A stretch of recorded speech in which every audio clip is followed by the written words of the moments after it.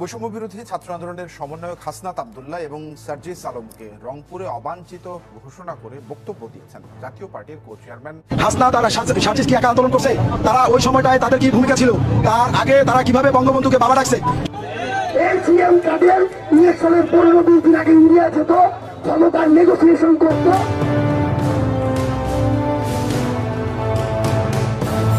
আমি সব খুলে দিব আজকে। যেই সংস্কার চেয়েছে এই ছেলেরা কিছুই হয় নাই, হচ্ছে না।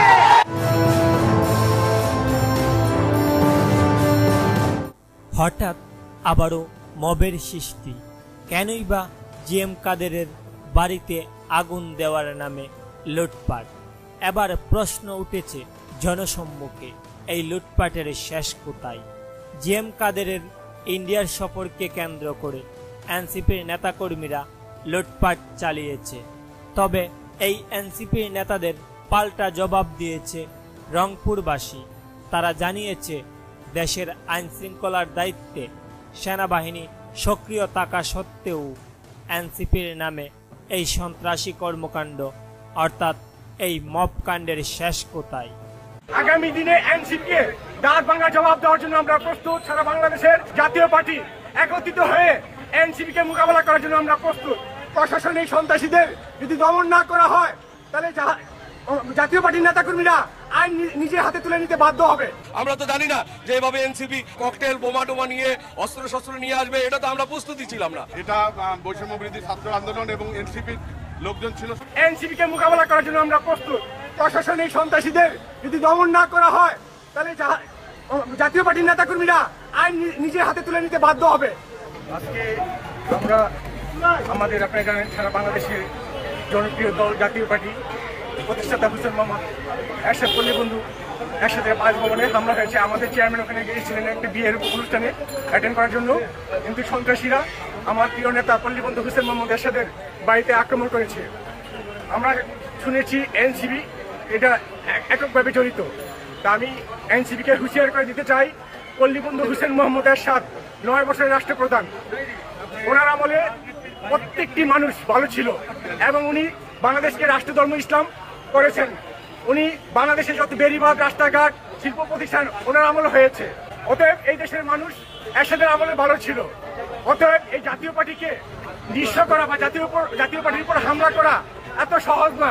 আমরা আগামী দিনে এনসিপিকে জবাব দেওয়ার জন্য আমরা প্রস্তুত। সারা বাংলাদেশের জাতীয় পার্টি একত্রিত হয়ে এনসিপিকে মোকাবেলা করার জন্য আমরা প্রস্তুত।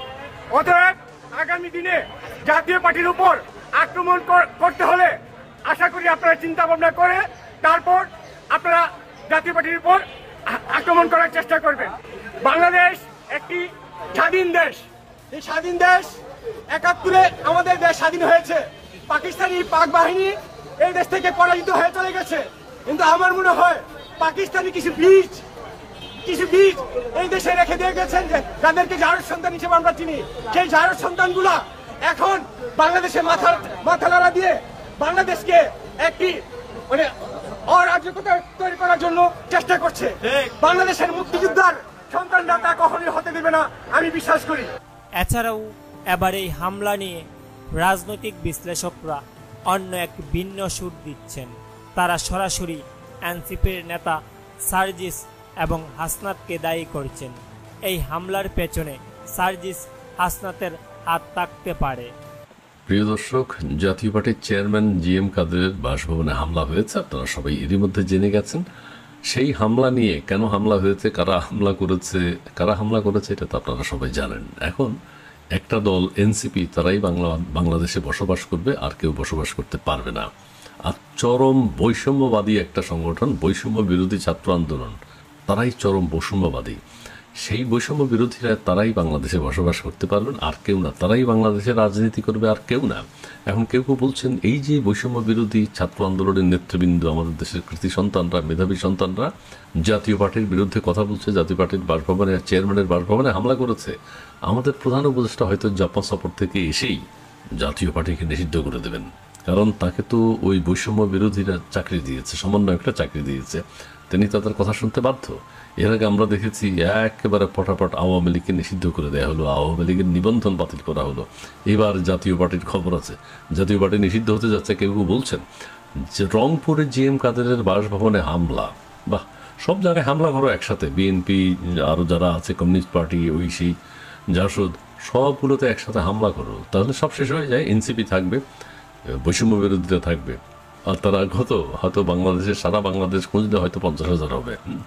আর টাকা পয়সা দিয়ে এখন এরা এগুলো করছে, প্রশাসন এদের হাতে, প্রধান উপদেষ্টা ওদের দ্বারা চাকরি নিয়োগপ্রাপ্ত হয়েছেন, সেই হিসেবে যেহেতু প্রধান উপদেষ্টাই তাদের দ্বারা নিয়োগকৃত, সো প্রধান উপদেষ্টা তাদের কথা মতো সকল সিদ্ধান্ত বাস্তবায়ন করবেন। জাতীয় পার্টির চেয়ারম্যান জিএম কাদেরের বাসভবনে হামলার ঘটনা ঘটেছে। রংপুর নগরীর সেনপাড়াস্থ স্কাই ভিউ বাসভবনে এই হামলা হয়েছে। রংপুর সিটি কর্পোরেশনের মেয়র, নামটা খুব সুন্দর, রশিক, রংপুর সিটি কর্পোরেশনের সাবেক মেয়র এবং জাতীয় পার্টির প্রেসিডিয়াম সদস্য মোস্তাফিজার রহমান মোস্তফা হামলার ঘটনা নিশ্চিত করেছেন। তিনি বলেন, বৈষম্য বিরোধী ছাত্র আন্দোলনের নেতাকর্মীরা এই হামলা করেছে, তারাই তো করবে, আর কারো তো এখন আর কোনো এগোতেই পারবে না। এরপরেই পাল্টি অবস্থান নেয় বৈষম্য বিরোধী ছাত্র আন্দোলন ও জাতীয় পার্টির নেতৃবৃন্দ। জাতীয় পার্টি রংপুরে এক ধরনের তাদের সাংগঠনিক অবস্থান খুব ভালো।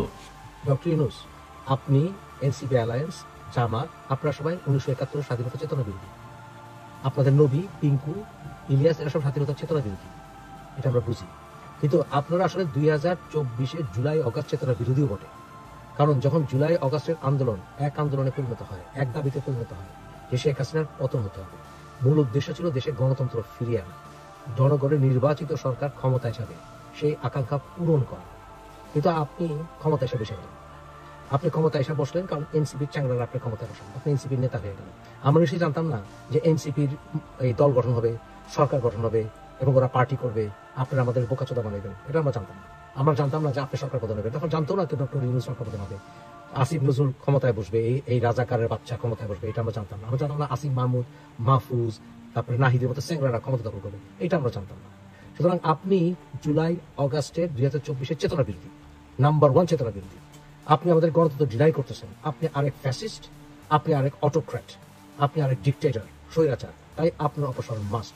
সুতরাং যদি কেউ জুলাই অগাস্টের চেতনা পেয়েছে, আসলে চেতনা বিরোধী কাজ করতেছে, সেটা হচ্ছে কি জানেন? সেটা আপনি, আপনার এনসিপি অ্যালায়েন্স, আপনার সামসারা। সুতরাং doctor Yunus, you must go. এটা বুঝতে নিশ্চয়ই রকেট সায়েন্টিস্ট হওয়ার দরকার নাই যে আপনি জুলাই অগাস্ট চেতনার সবচেয়ে বড় শত্রু। জুলাই অগাস্ট আন্দোলনের কোন পর্যায়ে এই কথা আসে নাই যে সংস্কার করব, সংবিধান বাদ দিয়ে দিব, 71-এর বিরুদ্ধে যাব, তারপরে জামাত শিবিরকে প্রশ্রয় দিব, এনসিপি পার্টি গঠন হইব, আর আসিফ মাহমুদ, আর তারপরে এই মাহফুজ, আসিফ নজরুল, রেজওয়ানা, এই স্বাধীনতা বিরোধীগুলি একেবারে ক্ষমতা বসে যাবে। এটা কখনো আমাদের সংগ্রামের আলোচনায়। তো প্রিয় দর্শক, জাতীয় পার্টির চেয়ারম্যান জিএম কাদেরের বাড়িতে এমন হামলা নিয়ে আপনাদের মতামত কি তা অবশ্যই নিচে কমেন্ট করে জানাবেন। ধন্যবাদ সবাইকে।